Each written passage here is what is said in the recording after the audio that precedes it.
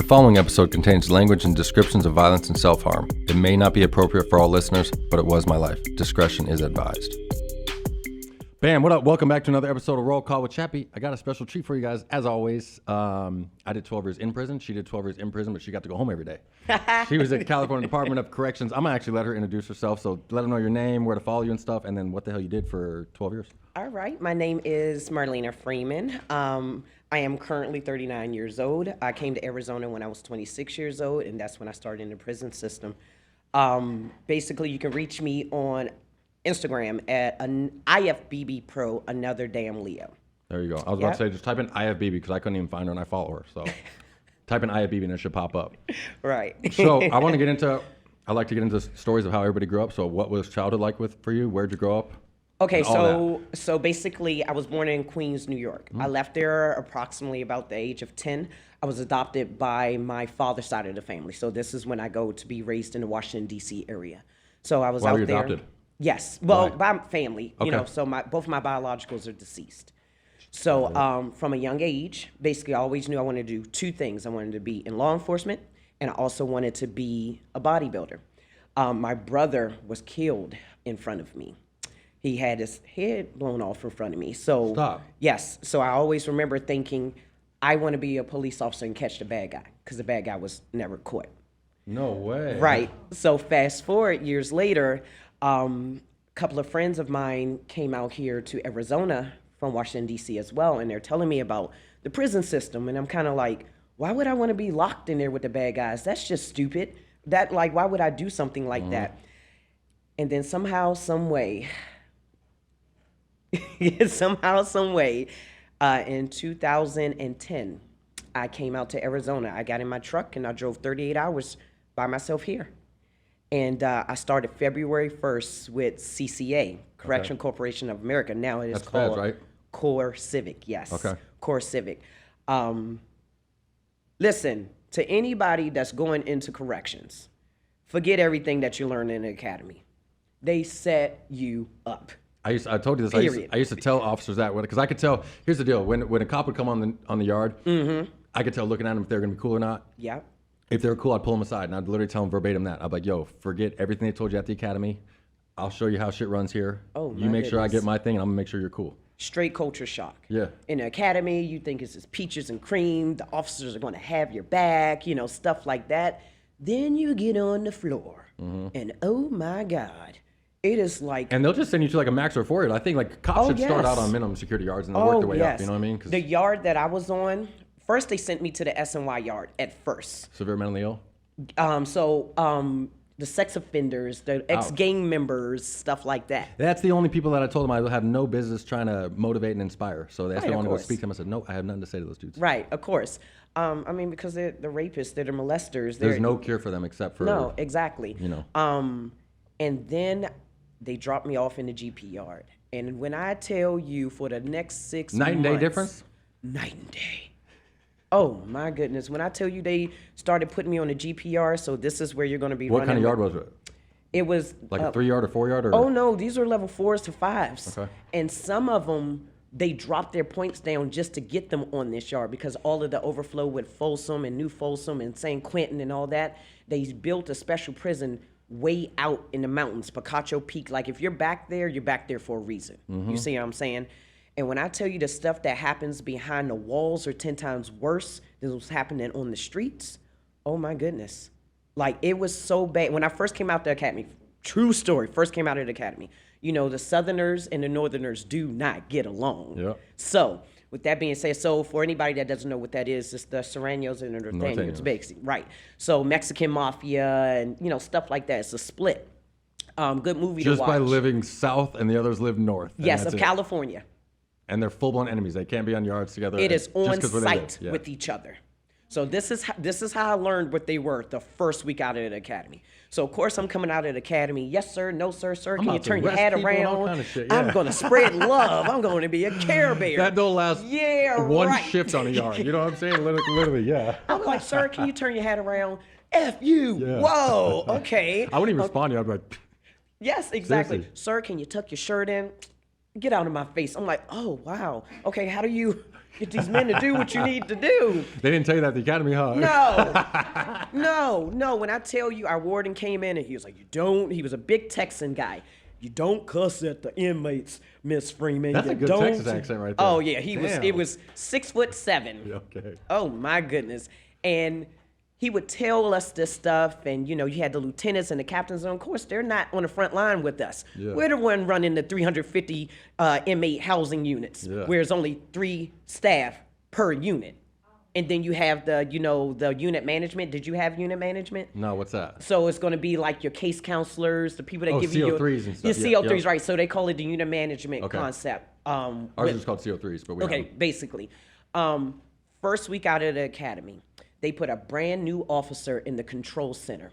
For some reason, somebody came up with the bright idea to put the Southerners in A and B pod, and the Northerners in the other 2 pods. You see what I'm saying? And one little door to pop in between them. They snatched this Southerner up. The Northerners snatched the Southerner up and pulled him up to the tier. And at the time, the prison is still brand new, so the phones are on dollies, portable dollies. So it's 2 upstairs, 2 downstairs. Do you know they took this man, took him to the top of the tier, hung his head over the side. You had one Northerner with a makeshift knife sawing away at his throat, while the other 2 are picking up the dolly and dropping it on the back of his head. They are trying to decapitate this man. Literally, yeah. So now we all because he was born on different turf. So now we hear the call go out. All hands on deck, report to this, blah, blah, blah. When I tell you... What do they call for that? It was like ICS this was something. code red. Okay, yeah. Code red. We had different color code systems, basically. So, and we also had, it depend on how many people would come to it. So, for instance, you had the response team we had 3 compounds, 3 separate compounds. Okay. So that particular compound, each compound had up to 4 responders. A sergeant and 3 officers that roamed the hallways of each building. Just basically. Regular officers or SRT cops? Just regular officers. Now, some of them were, SRT SWAT. yeah. Right, exactly. So with that being said, they had to call a code 3, which meant all 3 compounds need to respond. We need all 9+ people, plus the lieutenant. I can't believe 9 people. That's crazy. I mean, even out here in Arizona, it's like that. But there's 10 people walking us to chow. It's so controlled. That's rough. It is. Yeah. It is quite rough and short staff all the time. Yeah. As soon as you get out of the academy, a lot of people quit. As Oh, soon as for they sure. hit that ground and they see somebody as As soon as big they try as and tell you, someone to tuck their shirt in, and someone like me tells them eat a dick, they're like, maybe no, I'm that's my real. And then they'll career. come to me, well, what would you do? And at first, I hadn't figured out the formula yet. And that's being real. True story, I learned how to do my job from a lifer. His name was Henry Buckner. Mr. Frog, they called him. Okay. One of the coolest inmate workers I've ever met. But again, I'm still blue. So I'm like, you're an inmate, I'm staff, you're bad, I'm good. Like, that's what they teach you in the academy. I know. Until you get on the floor and you realize you got to survive with these men. Literally. You can act a fool if you want to. Yeah. You'll be lucky to go home that day. Like, that's how serious it is. But it is a point system. So, like, he knows, being a shot caller, they got to go to him first. They can't just, act on their own, or there's consequences. For sure. Right. So with that being said, back to the story, I respond to the damn code. And when I tell you it was a scene out of a movie, it was blood rainbowing over top of the tier. And you just see all the other Northerners, like, they start getting down on the ground because we got the get down policy. If you're not down, you're getting shot. Yeah. Period, point blank. I run in, and I'm talking about I got stuck. The academy will never prepare you for this. Nothing can. I still hear that shit and see that shit from when I was in prison. Yes. Like bad shit like that. And I ran in and I got stuck. And I was like, what in the hell did I get myself into?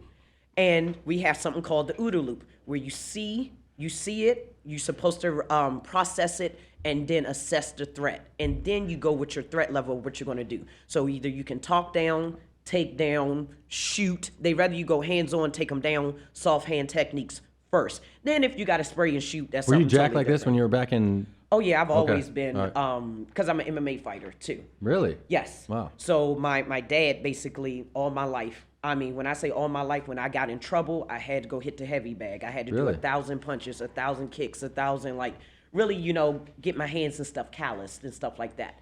So my lieutenant ran in after me, and I'm just sitting there stuck with my 38 rocket launcher. I'm just standing there like, what the hell am I supposed to do with this? Yeah, Here, no, at you close can't. range. What the hell are you I'm gonna do with that? good. Yeah. Like, I don't want to shoot this. They might come in.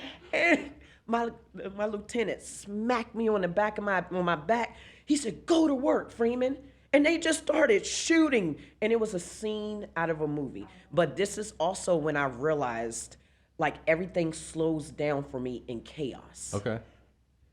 That's a good quality to have. Yes, it was just like, and I was able to read the need. So then I would see an inmate running this way. Next thing I know, I would spray him, get out the way. He'd get behind the line. Somebody grab him, put handcuffs on him. That shit takes slide him. all the fight out of you. It like does. literally all the fight out of you. It There's no like does. you go from fighting to screaming. Yes, Like yes. that. And now you got gas. You got CS gas coming in. It's just chaos, and nothing can prepare you for the type of mental, physical, and spiritual war you're about to go to when you walk through those gates. Every day that I would walk in, I would say a prayer before I went in, and I would say a prayer when I left, saying, "Thank you for allowing me to go home today." Because it was times where I had to stood up against a white supremacist. Fucking I never forget this. He says, "Can I say the N word, the N bomb?"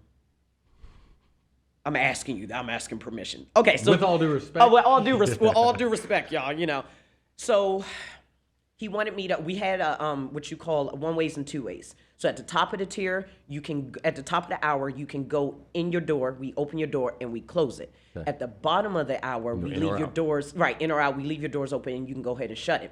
So he was mad that I didn't wait for him.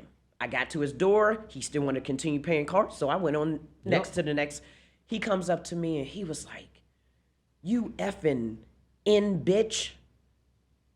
Me being the person that I am, former New Yorker from Washington, D.C., I knew how to hurt him back. I said, "Did you just call me what I think you called me?" And he goes, "Yes." And I said, "You know what was sad? Your mama probably bouncing up and down on a black right now." And he looked at me like, "Oh," I said, "Probably the best dick she had in her life." Oh my God, he was so mad he wanted to fight me. But what was So I was funny, gonna put a hit on you for saying some shit like that. you know how many hits, green lights Yeah. I've had on me?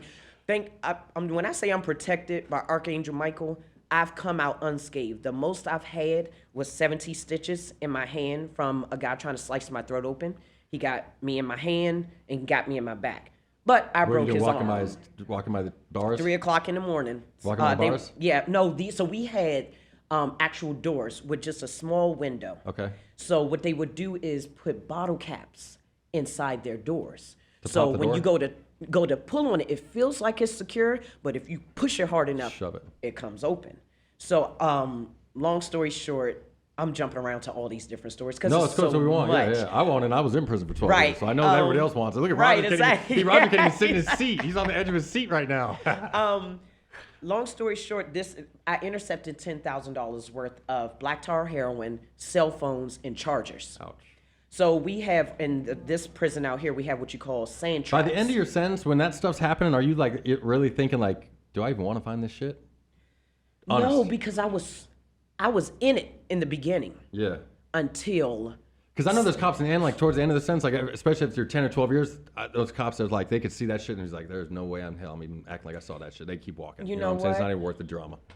honestly, because I had no fear, I was in such a mentally messed up state.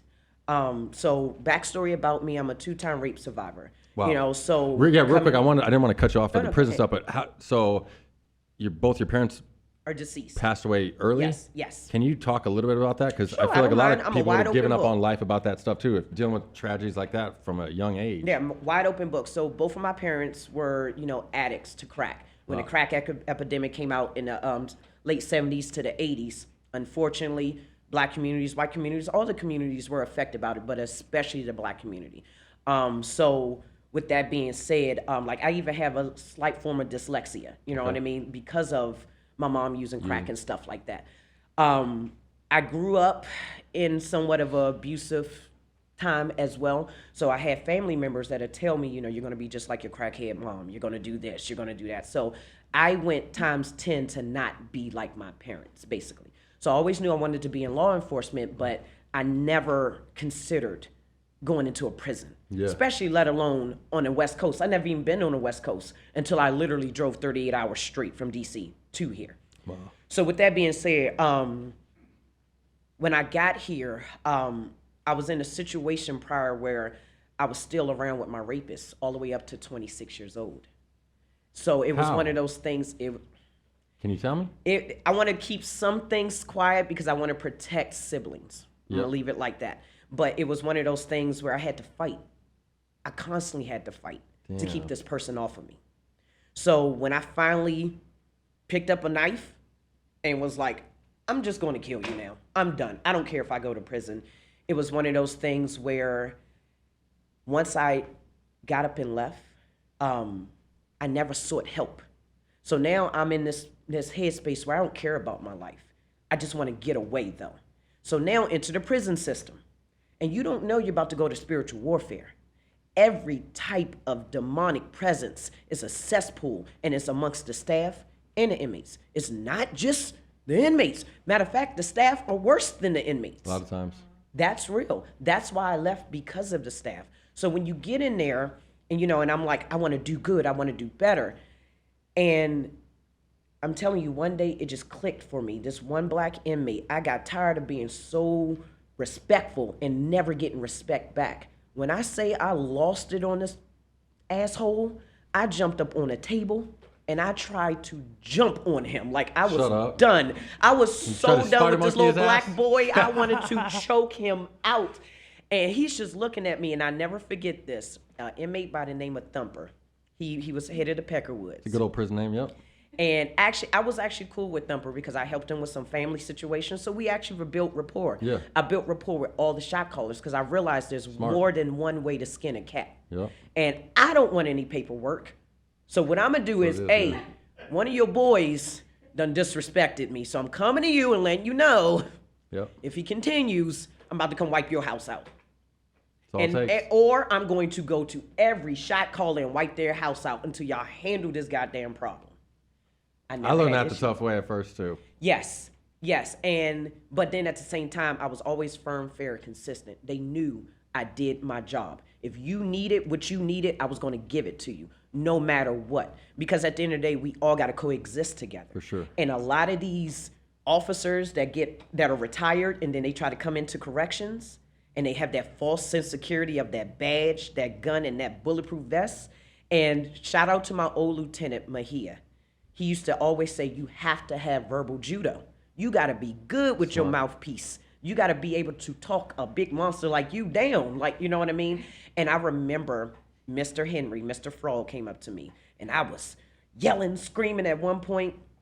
And he goes, hey, Miss Freeman, you can get them to do what you need by using honey sometimes. Don't forget you're a woman. And I was like, are you trying to compromise me? And he's like, no, just understand these are still men. Yeah. And no disrespect, you're not a bad looking woman. So if you just sometimes read the need, read the room, you can get them to do what you need them to do. For sure. But I still didn't understand that. In my head, I'm thinking he's trying to get me to bring in drugs. Everybody's trying to compromise me at this point. Like everybody is an enemy. Like, why are you talking to me, inmate? Like that's how I looked at everything. Mm-hmm. But I remember one day once I got on that table and I started acting up, I got suspended by the way, because they had to call a code because inmate Thumper walked into the black territory to stop me. And what I didn't know, I was about to create a whole goddamn race riot in the middle of the damn pod because I just want to fight this one black inmate. Yep. And Thumper walks up, he said, Miss Freeman, it's not worth it, just chill.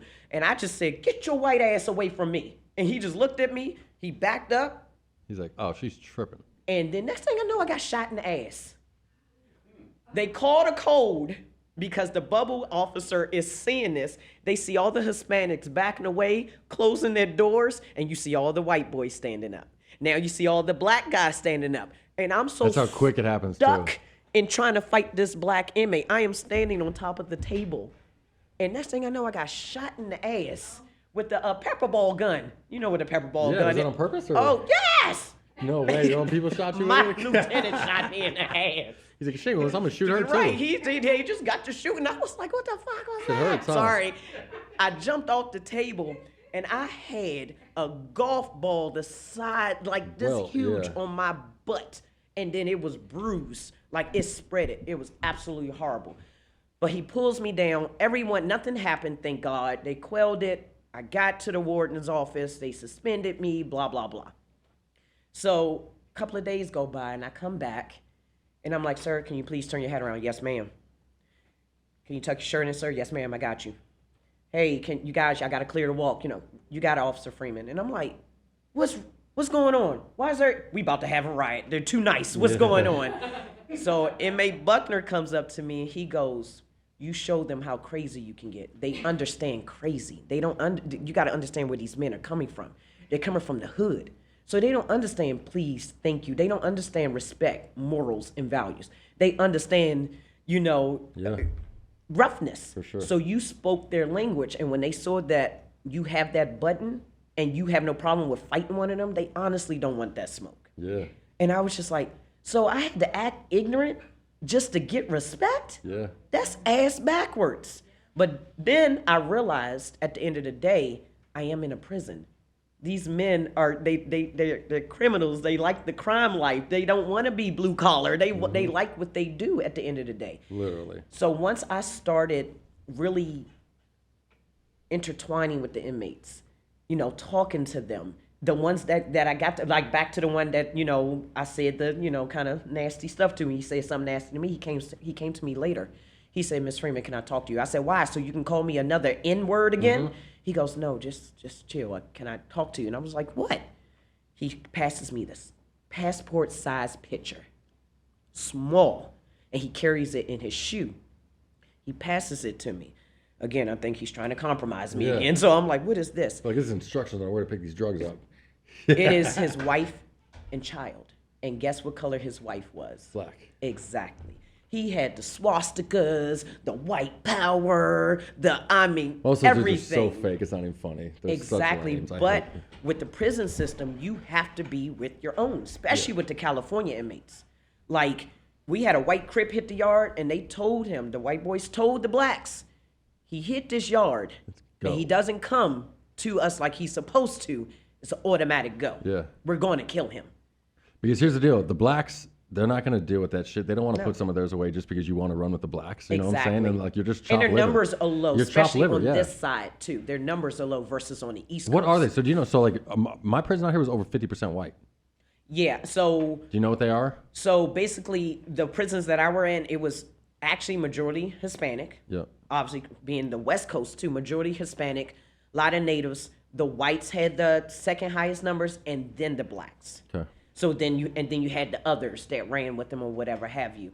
And it was just, when I say pure chaos, and I would get new cadets in, like none of the women that came in through the academies that were dirty, I can tell right away if they were going to be dirty. I can tell. I can tell too. Oh, yes. It's a stench that they have on them. You can tell by the way they do their makeup and dress, like literally in their CO uniform. I'm like, when they'll be in full-fledged makeup like this coming to work. Yeah. Versus me, I had on a baseball cap. I was buttoned all the way up. I was like, I wore my clothes very big and baggy because I know I had a body on me, you know what I mean? And they're going to be able to see it regardless, but I wore my clothes big. I didn't want that attention. I just wanted to do my job, go home. But then I would get these women that come in the academy, and I was one of the self-defense instructors. So we would have a 3-minute fight for your life. So we had to basically, it was about anywhere from 4 to 6 instructors, sometimes depending on how big the academy is. So you would have a segment, 1 minute, 30 seconds, where you had to fight an instructor standing up for all the striking techniques that were legal.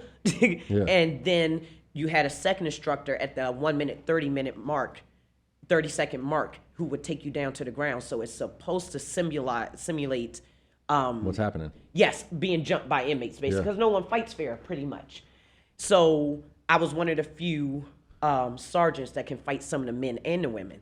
And then my counterpart, her name was Miss Morales, Sergeant Morales. I miss her so much. Where's she at? She's still working there? She's actually, yeah, I think she's still with the system, actually. I think she went over to the Arizona side now. Okay. But we get a lot of mixture now, so it's all mixed up. But with that being said, we were the two females that can fight the men and the women. So you get these women in, and automatically I knew they were going to be dirty if they didn't get along with me, if they didn't like me.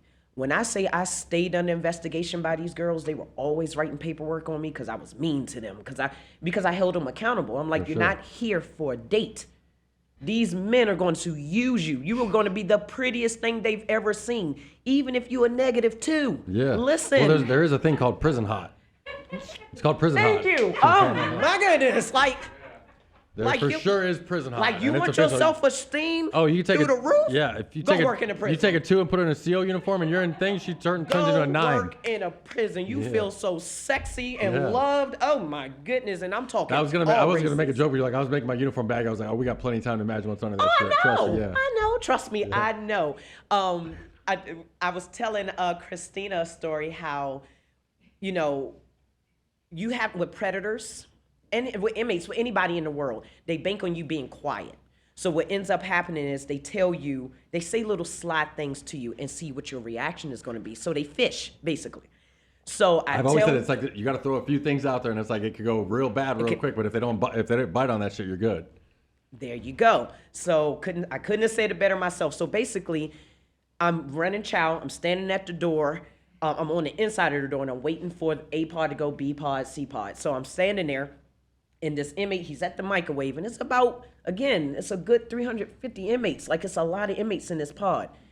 They're all kind of crowded. That's a huge 4-yard. Oh, it's How many cells are in each side? Because ours is 25 a side. I don't remember. So we only have that many. Able pod will have 25 cells, so 50 people. So there's only 200 people in the whole building in a 4-yard. Yeah, it's a huge yard. Like, I want to say the yard alone was almost a half a mile long. Jesus. Like, it was huge. So trust me, when we had to run the compound 3 from compound 1, you're running a half a mile. Like, you better be in shape. Because by the time you get to the threat, we're going to be clowning on the other ones that are lagging up behind. Like, you know what I mean? So that's why they were careful who they put on the response teams, because you had to be in shape. But this inmate says to me one day, he goes, I had freshly got my hair done. Now, what people didn't know is I was moonlighting as a fitness model too. So I hated coming to work with a fresh weave. So I would just put my hair in a ponytail and put a hat on because I didn't want to draw any attention. But this day I had forgot my hat, couldn't find my hat. So I had the fresh, I was doing it. And he goes, Miss Freeman, no, at the time I'm the sergeant now. He goes, Sergeant Freeman, can I give you a compliment? I already knew what he was doing in front of all these inmates. And I said, this idiot must think I'm stupid. I said, yeah, what you about to say? He was like, I can give you a compliment? I said, no. Do I look like a bitch with low self-esteem? I don't need your goddamn compliment. And he just was like, you ain't got to talk to me. I said, no, you put yourself out there and I jump with you. Yeah. And I was like, I'm not that type of woman. I'm here to do my job, going about my business. Another inmate in the middle of the pod, this is a northerner. He goes, hey, Miss Freeman, what type of cell phone you got out there? Obviously, they want you to bring in cell phones for them. Like, that's a hot commodity. At the time, when I was there, it was $1,000 a pop if you can bring in a cell phone. So imagine getting the free little throwaway phones are $1,000, $2,000. Yes. If you whatever you can stick in your hoo-ha or your anus or in your lunch, you got it in there. My last phone I had literally lasted me not even a day too, and I had to throw it. Yeah. So basically, he says this to me, and I go at the top of my lungs in the middle of the pod. Are you asking me what type of cell phone I have because you want me to bring in a cell phone for you? And I screamed it. He said, oh, you hot as shit. Nah, I'm good. Yeah. And that's what I started teaching the women. Be loud. I don't care if you're not a loud person, but if you want to survive in this environment, you can't take no shit. You got to nip it in the bud right then and there. You got to correct the behavior. And that's just is in life, period. You got to correct the behavior because, again, a lot of inmates are predators. They're looking to get what they can get. You know what I mean? And it's not going to necessarily be the shot caller that's going to come after you. It's going to be he going to send his goons. You know what I mean? They're going to test the waters. So after a while, once I figured out the formula and they realized, all right, Sergeant Freeman ain't here to bring in no stuff. Like, no, I just want to do my job and go home because in my head, I refuse to go back to D.C. I refuse to have to move back in and be around my, my predator. You see what I'm saying? So I was like, I just got to deal with this. And after a while, I started to become numb because once I realized the captains and lieutenants and other officers really don't have your back, especially I didn't encounter racism until I moved out here. Coming from the East Coast, everybody love each other. Nobody care about no color. You don't care. It's one Really? big That's what melting CNN pot. tells me otherwise. Where I'm from, joking, yeah. Prince George's County, one of the richest black counties in America, in Maryland. Everybody is mixed with everybody, so you don't care. Like, you know what I mean? So when I came out here and I saw that everyone was segregated in the prison as well as in, the regular world, it was like, I would hear stuff like from a black man, "You're pretty for a woman, but I don't do black women." And I'm like, your mama and sisters and everybody and your aunties are black, right? Yeah. I never encountered that until I moved out here. So same thing in the prisons. If you weren't a female that was having sex with all the officers, if you wasn't gay, you wasn't, for lack of better words, a coon or a jigaboo that worship white people and Mexicans, no offense to the black Arizonians, but those were how they were. They were very not proud to be black. So then you got a proud black woman coming from the East Coast that knows her worth. And now everyone's calling me ghetto because I speak up for myself. So I learned policy and procedure because it wasn't even protecting myself from the inmates. I had them. Yeah. It was protecting myself from the staff. Yeah. And that's what made me ultimately leave it. I actually was cool with a lot of the inmates. How long after you got hired did you join the SRT? So technically, they wanted you to be at least 2 to 3 years in. Okay. But sometimes it just didn't work that way. Mm-hmm. So I want to say I was my 3rd or 4th year in. Question, this is one that I want to know because Yes. I've seen cops that are cool as shit, and then when they put on that black uniform, they come there as SRT, and I try to talk to them, they won't even say a word to me. I'm like, what the fucking hell? Too, like, when they're telling you that, do they tell you guys like flat out like that, like don't say a word to an inmate or something like that? Because like I'm like cool cops that like would come over to my cell to shoot the shit with me, and they come put that Ninja Turtle shit on, like they won't even look at me, and I'm like, I gotta be "This little the Ninja bust-ass Turtle. That's what we call them out there in Arizona. Well, yeah, Goon or Squad, Goon Ninja Squad, Turtles, Goon yeah. Squad, right? Exactly. You guys look like freaking Ninja Turtles. That's where the name comes from. I was fly in my uniform, sir. Whatever. Shin guards, knee guards, all that shit. Yeah. I was ready. Yeah. No, it was case by case basis. Okay. If I come to a shot call, I'm like, you know what it is.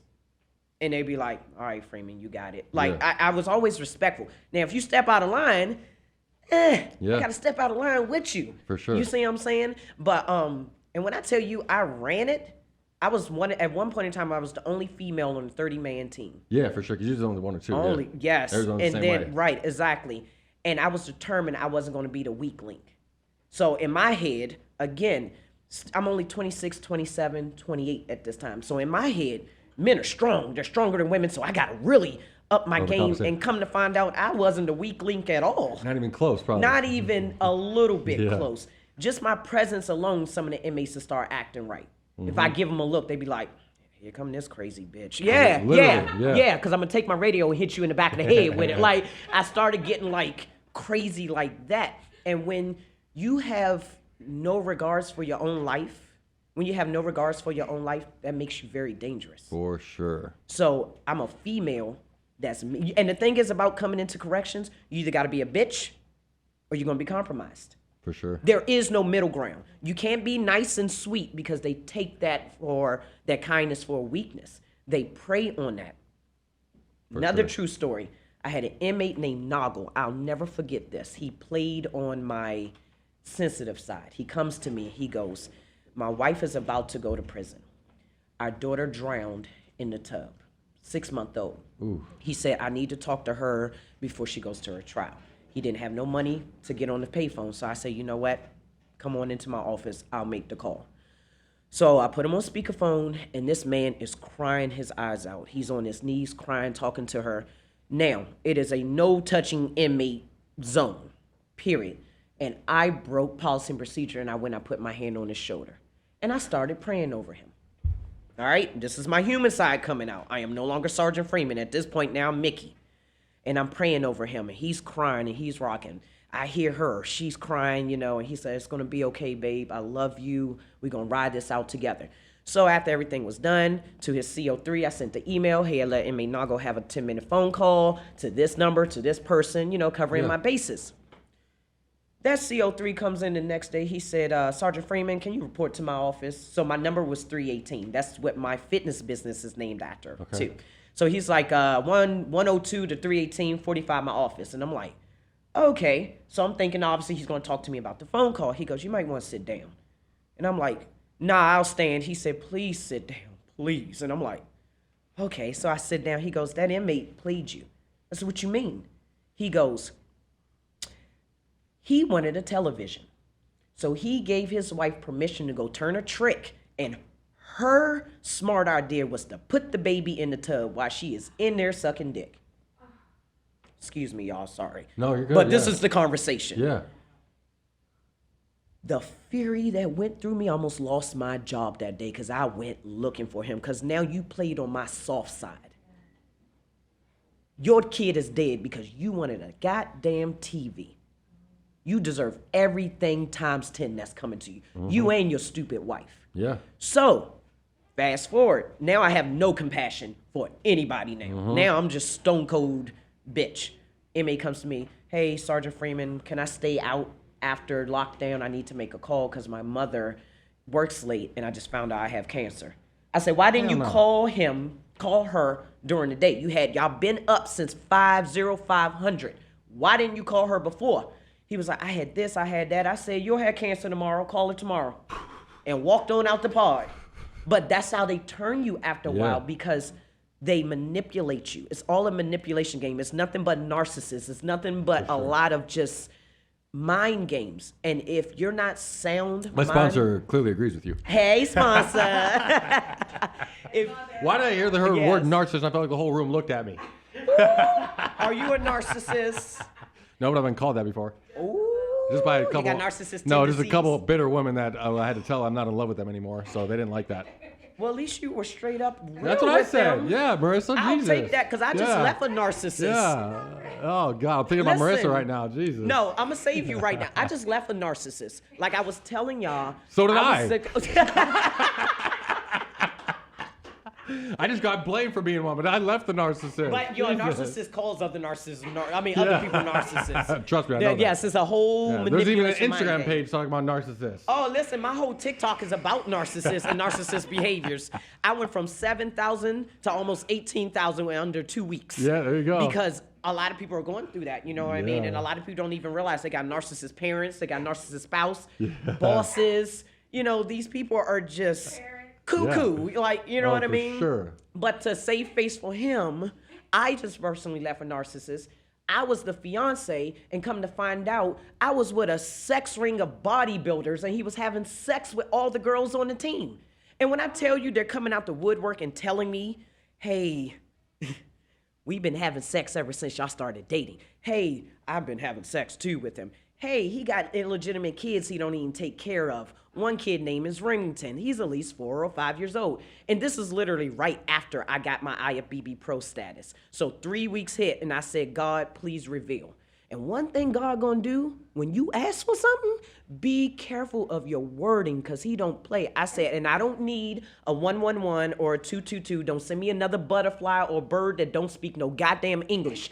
I need a hit me in the face punch sign. Lord Jesus, when he hit me up on that Saturday, God, he sent this woman my way. And when I tell you all shit hit the fan, I'm talking bells and whistles to, people had to pop Plan Bs like they were Skittles when we were at the bodybuilding shows. I'm downstairs getting tan and getting ready while he's upstairs having sex with one of the competitors. Like, it was that bad.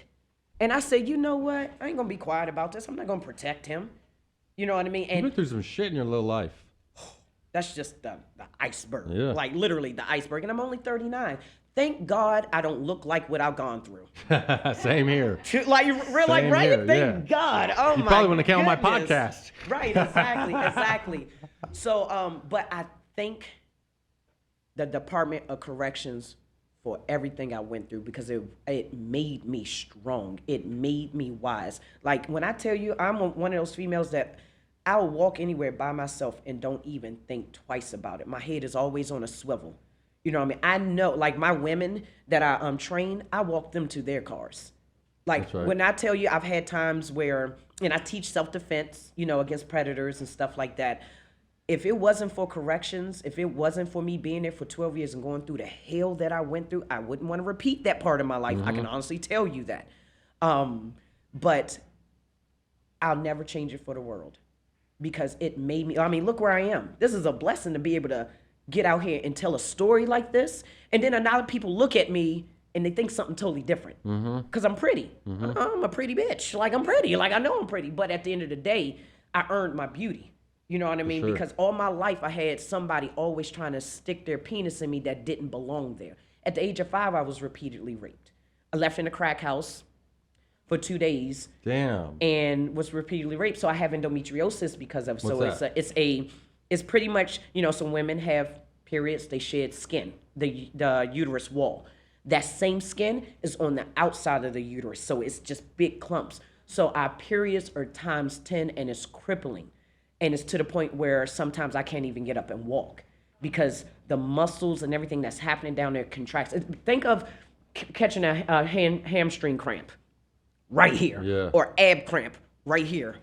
Think about that. Like all of a sudden your penis just cramps up and you can't do nothing with it. And it's just like a transformer. Yeah. That's how our people with endometriosis go through. Well, that's why we do what we do to those people. And that's why I was in the hole for the last 10 months of my sentence. That makes sense. That makes sense. Absolute sense. So I always use the example, like hypothetically, if you had kids and your daughter was molested or something like that, and you'd think like, I want to kill this dude, or I want to do all this stuff to him, but you don't because you're a normal citizen. Right. We do it for you. That makes sense. Literally. And I never had because people always say like, that's the one thing I hate is when people like out here think like we just beat up and stab innocent people in prison or something like that. Like you guys are so violent. I'm like, dude, we're doing it to pieces of trash that like you're welcome for doing it. I mean, some people owe money too. Yeah, well, because they run up drug debts, run up $1,000 in drug debts and lie about it too. It's like we're doing it to bad people that 1,000% deserve it. We don't just do like no one earns political ink off someone just because they want to earn political ink. It's a bad person. What a lot of people don't know too in the prison system, just because they went to prison, the drug game does not stop. They make more money in prison almost. I got worse on drugs than I was in prison than I was on the streets. There you go. That's my mom.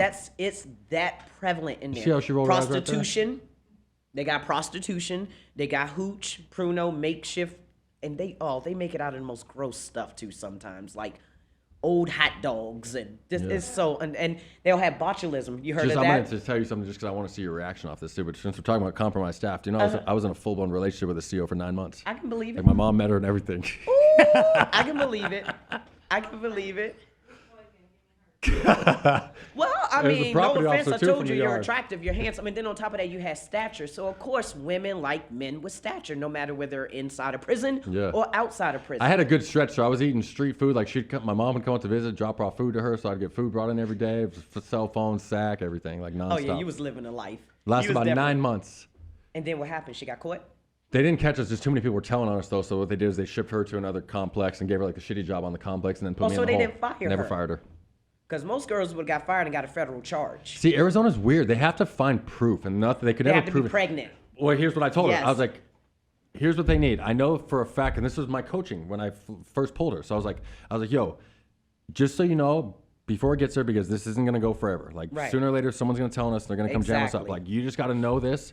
No matter what they tell you, I never told on you. I'm never, ever going to admit to this. And as long as you don't admit to it and you hold your mud, they can never prove anything to us because they have to prove it to fire you. Mm-hmm. And she got moved to another thing. So she clearly held her mud and I did. And they shipped me to maximum security and shipped her to another complex. Man, you know what? And then you know what happens there when you get fucked with it. And then the cops, of course, lose your TV for you and all kind of your property and stuff like that. Your commissary get eaten. Yeah, they do not like when you compromise staff. Yes, taxation coming. Yeah, all the juice I got for being the shot caller goes out the door when you compromise staff and you're in CDU. You know, I was like, I said status 24 hours ago. Right? What the fuck you mean? You know, I can't. Now even you back to eating ramen again. Oh no, I can't even get my ramen. They won't even bring my commissary like that. Oh yeah, they told me there was no bedding, nothing. Yeah, literally. Yes. Ask mom. She's been on the phone with wardens for days straight, and I'm like, they finally give me a phone call. I'm like, I have no clothes, no bedding, no anything. They had me locked in these transit cells. I've been here for 3 days. Like literally, yeah. That sound about right. They got you on that plastic mat too. So you're sweating. I mean, it is Arizona, so sometimes the air don't work. I was in one of those transit cells for 6 days straight. So because I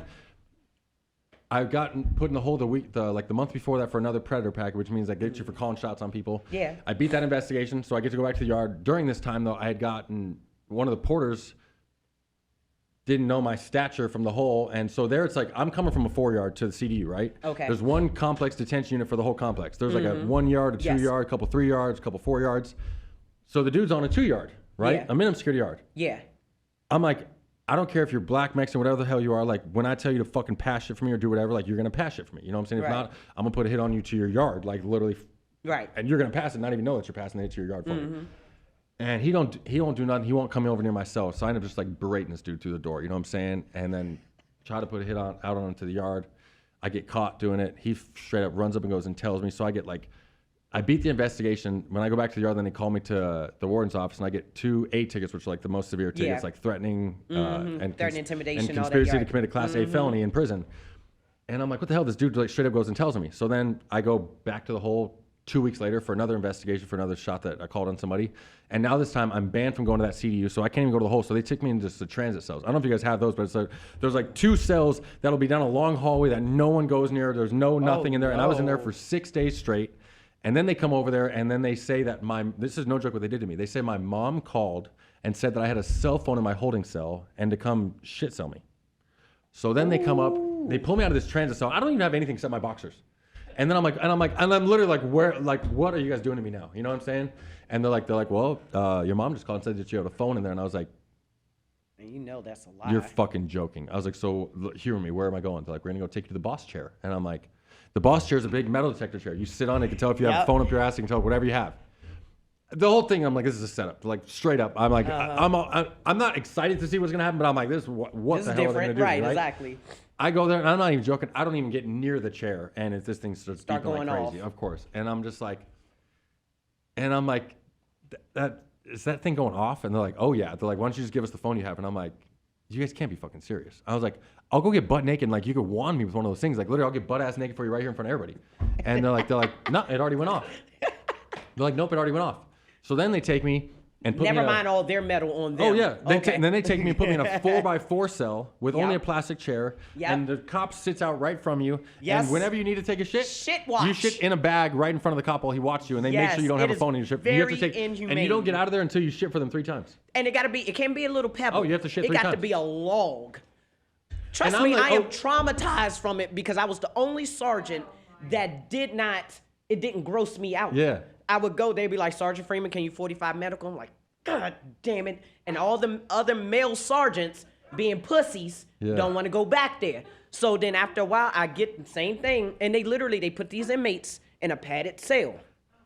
They cover the drains so they can't pee or nothing. They give them a red hazard bag. Yep. They feed them all this fiber type food. It is dog shit food. I'm running the yard. I don't even eat this shit. I eat commissary every goddamn day. I'm like, I can't eat this shit. But they don't give you nothing else because they want you to make 3 good solid poops. It can't be a pebble. And girl, I would come in, they'd be like, Sergeant Freeman, I got a, sample. And so I put all my gloves on. I would put a little sanitizer up under my nose, put a mask on, and then I proceed to go searching through poop.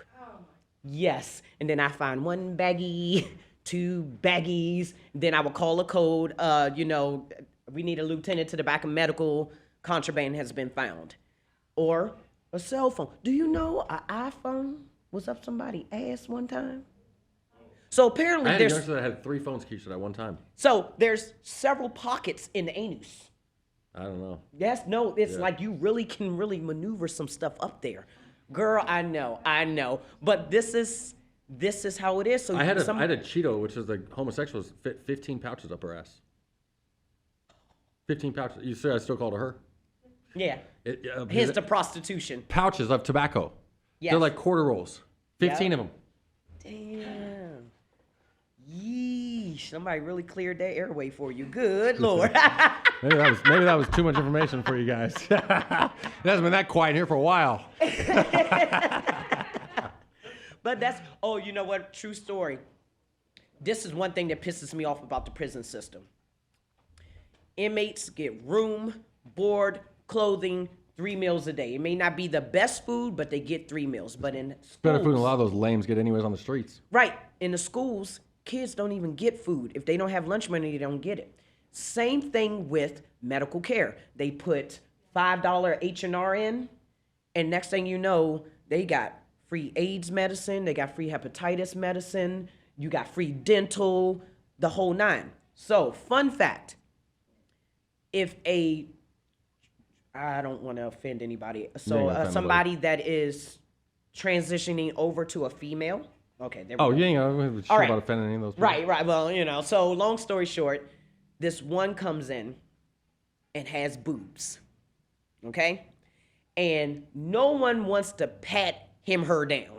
Mm-hmm. The men don't want nothing to do with them. But I found out that our tax dollars has to continue her treatment for free. Joe Biden. Isn't that crazy? Yeah. But yet you got kids that are starving and can't eat nothing.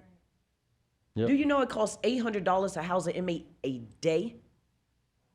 My warden will always say, Sergeant Freeman, if a head isn't in that bed, we don't get paid. And I'm like, what does that mean? Later on, I realized, street cops got to make a certain amount of arrests. Of course, they're going to go into black and brown neighborhoods. They ain't going to come into Scottsdale, obviously. And then they're going to send these people with felonies to prison. $800 of tax money to house an inmate. I will say this, I don't even like to bring into politics on here, but I feel like that's and Roger, he's the one that gave me this, because I just found God recently, so I was really having a hard time, like after I found God, then like what the hell's going on in the world, and I'm like, yo, how is all this going on if God's real? Like, why doesn't he just like snap his fingers like, yo, Biden, you're dead, like the world's back to normal, Ukraine's done, like, you know what I'm saying? Like, why doesn't this happen? And he's like, it's bringing light to everything, so if this didn't happen, we wouldn't know anything, because now like I think everything's set up. Like, from the arrest to the streets, it's a money play from the streets. And you know what? Yeah. That's when I lost interest in law enforcement altogether. That's why I quit watching sports. Because I realized it's all one industrial system. Everything. We've been getting played our whole damn lives. Social security numbers. It's all money. George Washington wasn't even the first president. There you go. He wasn't. Yes. Like we've been lied to our entire fucking lives. Yes, it's all been. Rockefeller is the one who did the public school system, and he was quoted, "We want to make a nation of good workers, not good thinkers." So you go to these schools, unless you go into private school, which is $10,000 a month, you go to these public schools and they teach you how to become a better slave to the society at the end of the day. That's exactly what it is. So then you got these people who just grow up in a shitty situation, and now slavery is actually legal in prison.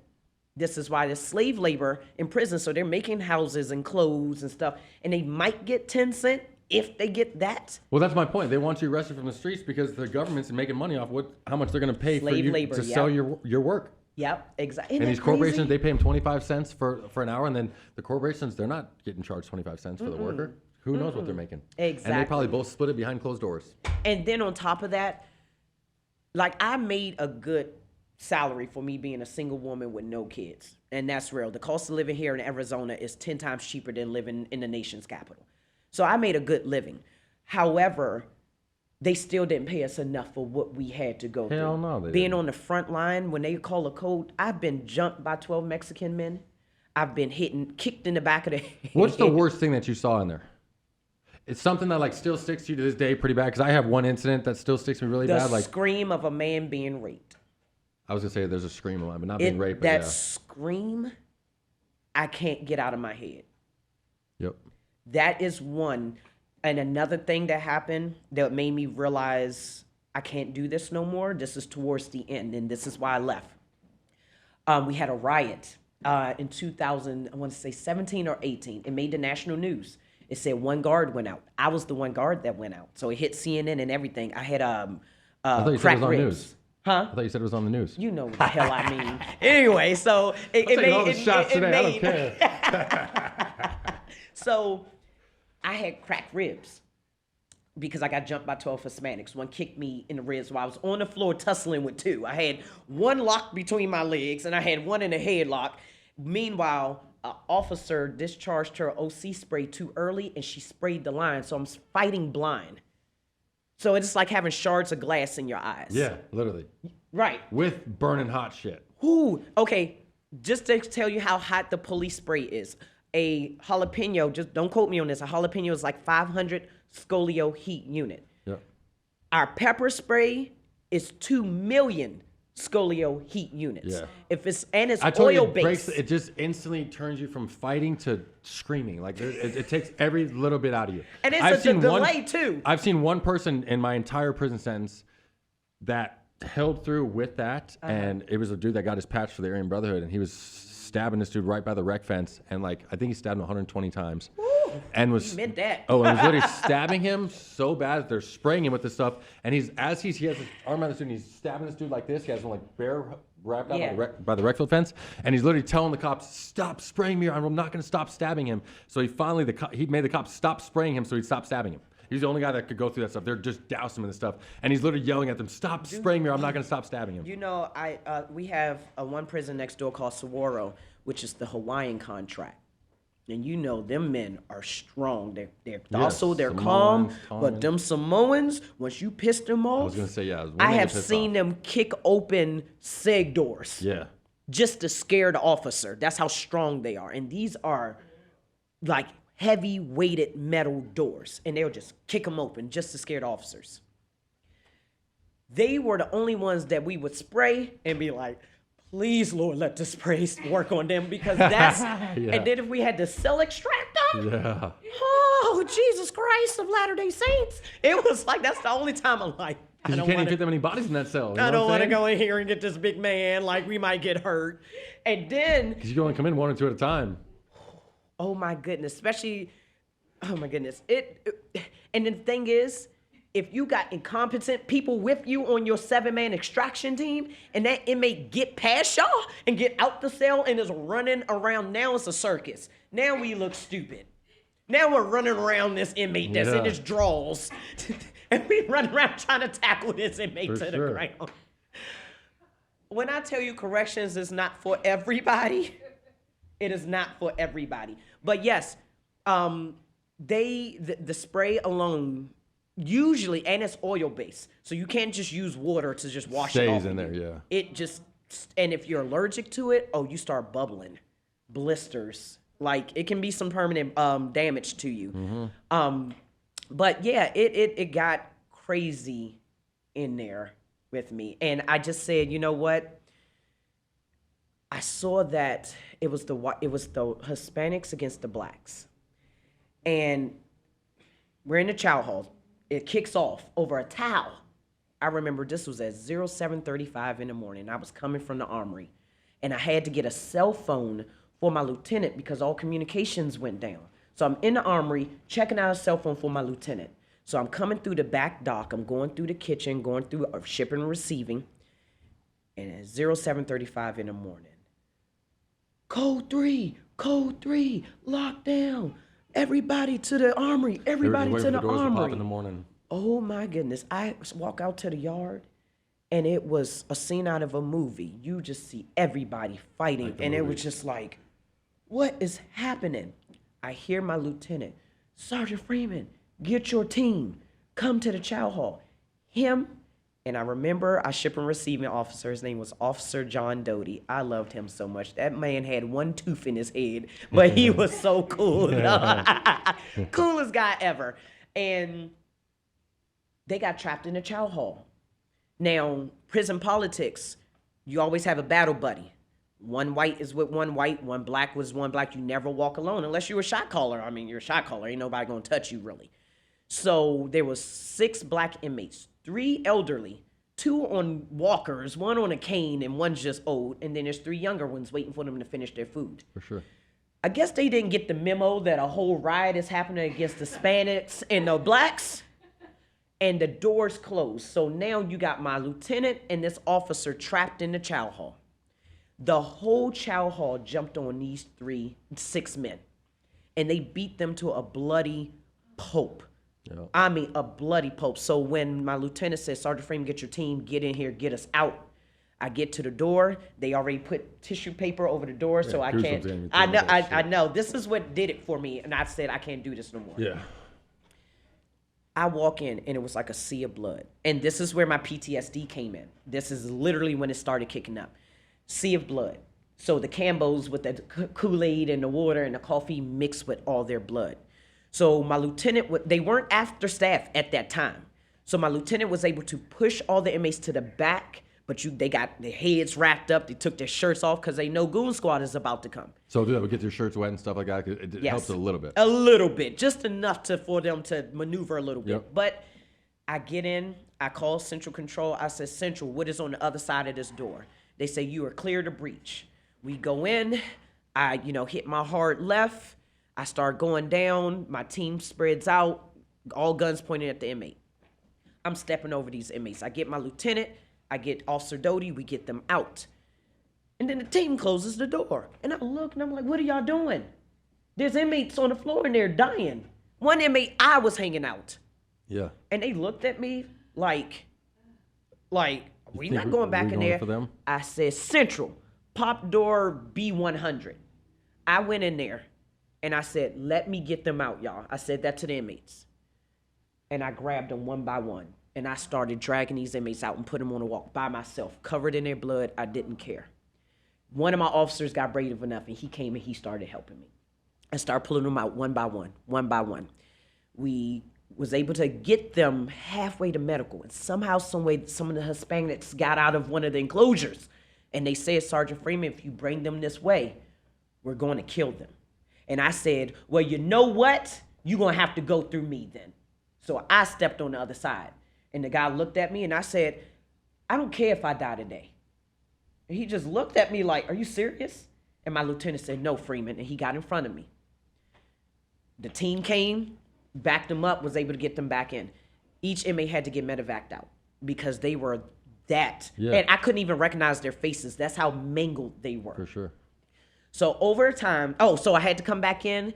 And then this is when the 12 Hispanics jumped on me and my crew. They faked a seizure, had medical come in, and then one of the girls popped her cherry and sprayed the whole entire line. The next thing I know, I'm blinking trying to see these inmates, and I get punched.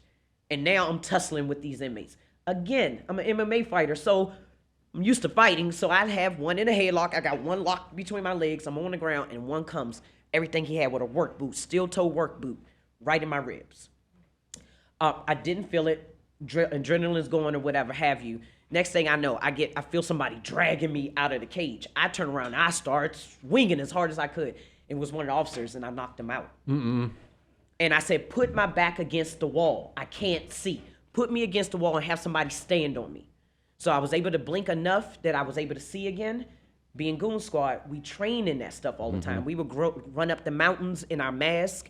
They would spray the mask, spray over top of us while we're doing push-ups, so we had to eat it a lot. You had to get used to it. You never get used to it, but you get your eyes open at least, at bare minimum. Yeah, because the first time shocks the life out of you. Yeah. So after that. So we're training in it 24/7, on a regular, in the middle of August, it doesn't matter.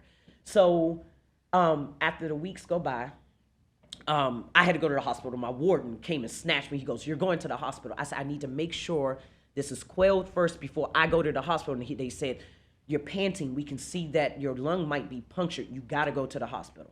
And I'm crying like, warden, no, I got to protect these officers. I got to make sure they're good. And he goes, no, you're a liability. You got to go. So I'm crying because I'm so mad. I want to stay there and fight.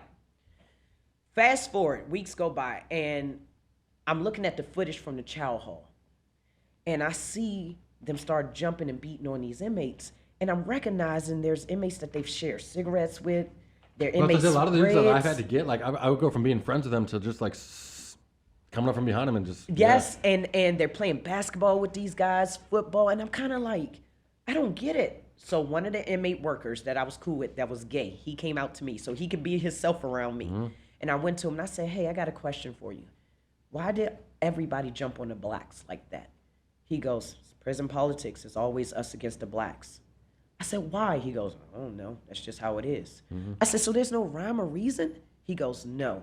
And that's when my spiritual awakening started. Out here, in Arizona, it's the whites and the Mexicans against the blacks. Yes, I know. And it was just like, wow. So then, as the weeks go on, each inmate are coming back. And again, they done called this crisis help team down. Now they got a psychiatrist. They got, because the staff is dealing with a lot, and a lot of people were upset that I got hurt, because I was a real one. I protected the staff, and even some of the inmates were mad at that. Needless to say, the one that kicked me in my ribs, a couple of inmates snatched him up and beat him to a bloody pulp, basically. Yep. So now I got inmates walking up to me, "Hey, Sergeant Freeman, can I talk to you?" And I'm like, "Yeah, what's up?" Now, mind you, you can talk to me, but you can't compromise me. I know, right? But at this time, I'm kind of like, my guard is kind of like, I'm tired. No, this time you're like, ain't no one trying to compromise me anymore. They already know better. I don't even care, right? And now, mind you, these inmates that went out, I don't know their faces. I don't know their identity, because that's how bad they got beat up. Yeah. So basically, you'll walk up to me and say, "Hey, I just want to thank you for saving my life." And I'm like, "Oh, I wasn't expecting that." "Okay, yeah, I'm just doing my job. Go on, get away. Shoot. And they're like, "Okay." Then another one walk up. "Hey, Miss Freeman, thank you. I know what you did. You went back for us.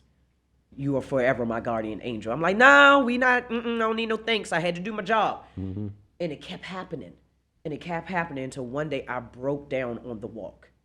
And I remember another sergeant came and grabbed me, because I'm crying now, like my humane side kicked in. I was no longer that militant inmate against staff. It was more so I saw people now. And it broke my heart that people are so evil. It's like, why can't we just love each other? We're all here on this You're earth. making my mom cry. I know, but it's because it's very sad. It's very sad. And I said, damn, no matter whether you white, black, or Hispanic, like, none of us got a chance in this world. It's evil. Yeah. And I just couldn't fathom it. It bothered me so much. And it was, the staff was just praising it and happy for it. I'm like, no, we're supposed to be reforming these men, not making them worse. Yeah. Prison makes them worse. Unless you decide to be a better person. 100%. They say they don't want, what is it called, recidivism? Right, trying to bring them back, trying to keep them out. It's only 1% that stay out. Yep. It's a revolving door, because one, you got to mark whether you're a felon or not, so they make it so you can't even get a job. So how are these men to do a better? How do they come back into this world and be a better person without having to go to quick money? They got kids and families they got to take care of. They don't have a fighting chance. And I just said, I can't do this no more. I'd rather struggle with 3 different jobs versus making this 6 figures. So then fast forward, you definitely were working in the Arizona Department of Corrections out here in Arizona. Oh yeah, I was making money. We was making money. I used to do, but I was a finance manager, so I'd see when they buy their cars, and I would just like, I can't believe you guys dealt with that shit for this income. Like, it made me sick to my stomach. It wasn't worth it, honestly. It was because you're trading your soul and your spirituality. $1,000 a week out here. I'm serious. You live and you breathe that place. Yeah. And I started having nightmares. One night, one of the inmates did die. Sex offender died. Good. No, but listen, everything is a sex crime now. If you piss in public, sex crime. Yep. If you post pictures of your cheating wife with her new man on the internet, it's called revenge porn. That is a felony. Yep. So it's a sex crime now. Yeah. So I saw that. Roger's like, oh shit. Right. Damn it, why didn't you tell me that? Like, where's my phone? Hold on. Robin's real nervous because she hasn't said a word now. She just looked out, she's like, ooh. So basically, they killed the native. The natives killed and stomped out this other native because they checked his papers.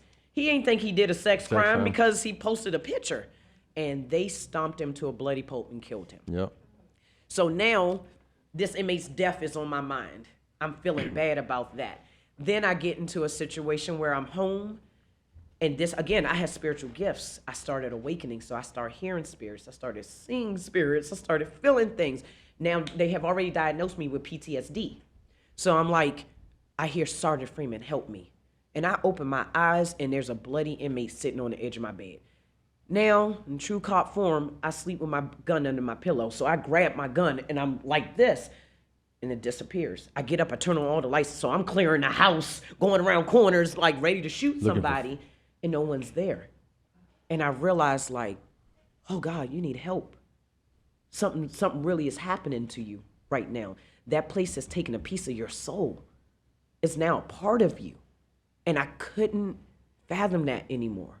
I couldn't fathom the racism. I couldn't fathom the hate. I couldn't fathom that when you would go to visitation with your mom, you were a totally different person. The sweetest pie. Would never think you was doing half the shit you was doing on the yard, but let you get right back to the yard, whole nother monster because you had to survive. It's literally about survival. You're in fight or flight mode in there, staff and inmates. And I personally couldn't do it no more. After 12 years, I said, this is bullshit. I'm good. You are not going to be sitting behind your desk, the warden and the captains and the lieutenants, while I'm on the goddamn front line risking my life and you telling me what I did was wrong. Was your bitch ass on the line with me? Nope. No, you wasn't. So I'm going to run this yard how I know how to run this goddamn yard. It'll be times, we'll be so short-staffed, I'm the only sergeant running all 3 compounds, 3,800 inmates by myself. But I ran it, though. For I was sure. I was a bad motherfucker. I can tell you that right now. And for a female, I was one of the few females that can walk the yard by herself, and inmates got out of my way. Yep. They respected me because I respected them. That's right. But they also knew, don't mess with Sergeant Freeman. She crazy and she doesn't care. I mean, I'm gonna tell on myself. White inmate, we're running chow, and he puts his hat on, he gets his tray, goes, sits down, and then goes back through the line, puts a hat on. So trying to get a second tray. I said, it is 5:30 in the morning, sir. I'm not doing this Please, with you yet. you already got a tray. Just go eat what you have. You ain't gonna do shit. I was like, huh. Here we go. They're like, what the fuck time is it? I say it's 5:30 in the morning. Yeah. Who wants to deal with hot ass breath and somebody that's getting second trays? Yeah. Like, I swear none of them mother effers brush their teeth anymore. They just rolled out of bed and can't want to talk straight to you. And I'm like, Lord Jesus, your breath smells like dragon breath. And then he told me what he said, and he went and sat down. I said, all right, I got something for you. I closed the chow hall window. Now, mind you, there's at least 200 inmates in line waiting to get their food. Meanwhile, there's other 150 already sitting down in the chow hall. They said, Sergeant Freeman, come on. Why are you closing the window? I said, everybody, attention. Nobody gets their first tray until this dickhead eats his second tray. I'll wait. So you don't got to do nothing after that. Oh, it was done. Yeah. I ain't see that inmate for almost 2 weeks. They broke his hand. Yeah. They broke his hand because I knew more than one way to skin a cat. You tell a California inmate, I'm going to write you up. Yeah, right. Yeah. I don't care about that. I don't care about that. Now, the Arizona contract is a little different. You tell them they were a kinder, gentler facility, but they were still the same assholes, basically. For sure. But I had another youngin come in, talking trash to me, and I said, I am sick of these fools. So I was a staff member that would show up to the cell like, what up now? Cops, yeah. What up now? And they'll look at me like, huh? I take my belt off. I'm here. Whoever beats each other ass walks away. No write-up, no nothing. Let's get it. And they're like, wait, what? And I'm looking at them like, let's go, fucker. And they're like, no. We had a cop at Moore that used to literally call inmates out and punk those motherfuckers in front of people straight up. Like, literally, yeah. I was one of them. Yep. I started to become one of them. And one of the staff members was like, we can do that? I said, no. But I run this yard. Yeah. And what they're going You to got do is qualifications respect to me. do that, yeah. Yes, they're going to respect me. And after a while, once I gained a reputation, they're like, Shorty can get down. I'm like, listen, I'm born in Queens, New York, grew up in D.C., Maryland. Yes, I get down. I'm a whole MMA fighter. And yes, I have fought 2 inmates. And I beat their asses. Yeah. And they realized, like, maybe she's not the one to mess with. Yeah, right. And so I got a reputation, but I never got promoted past sergeant, though. I was always a yard dog. I know what we're going to do here. I want to get into, after that, you move down to Arizona, but we're going to have to do that next time because we've been going for an hour and a half. This is my longest show, and we've just been getting it. So you're getting a part 2 with me. Oh, man, but I'm cutting it off sorry, here. y'all. No, this is perfect. Subscribe to my channel. Go follow her on all her shit. We've been getting it. This has been awesome. Thank you for coming on here again today. I appreciate you. Thanks for listening. If you enjoyed the show, please subscribe wherever you get your podcast and leave us some feedback. We would love to know what you think. You can find everything discussed in this episode and more in our show notes below or petermeyerhoff.com. I am Peter Meyerhoff, and you've been listening to the Roll Call with Chappy podcast.